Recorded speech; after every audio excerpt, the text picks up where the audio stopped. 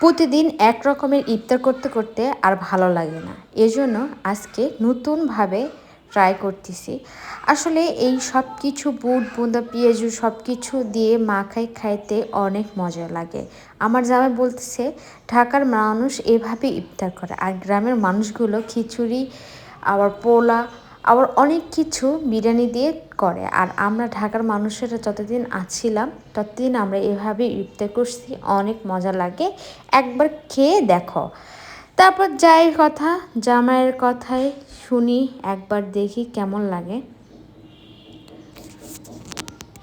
আসসালামু আলাইকুম, রামাদান মোবারক। সবাই কেমন আছেন? আপনাদের তো অনেকটাই ভালো আছি। এই তো জামাই বলল, তাই সব কিছু তৈরি করে তাকে নিয়ে এসে দিলাম, সে তো মাখবে।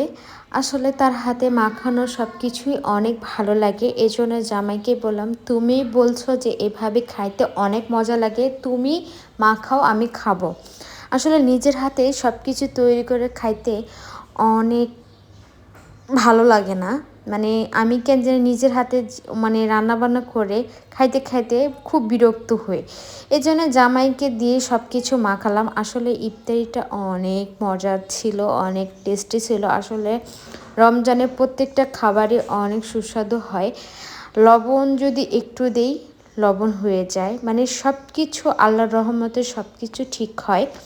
এই তো আজান দিয়েছে, আমরা খেজুর মুখে দিয়ে ইফতার শুরু করলাম। তারপর আমার জামাই এখানে শরবত খাচ্ছিল, মেয়েকেও দিলাম, মেয়েও খাচ্ছে। আসলে আমাদের মেয়ে আমরা যা খাই ওকেও তাই খাওয়াই, কেননা আমি ওইভাবে আলাদাভাবে রান্না করে খাওয়াতে পারবো না, কেননা আমার অতটুকু সময় নাই। আমি মানুষের মতো না যে সময় হাতে করে নিয়ে মেয়েরে খাওয়াবো, কিন্তু আমার যথেষ্ট মেয়েকে সময় দেই আমি।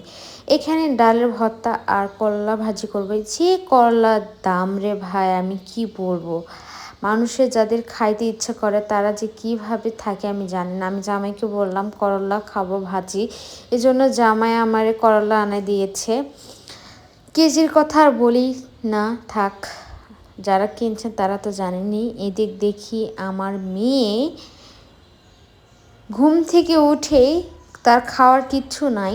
এখানে আমার মেয়ে কি খাচ্ছে দেখছেন? এটা কিন্তু পরের দিন সকালের ভিডিও, 2 দিনের ভিডিও এখানে আমি অ্যাড করছি।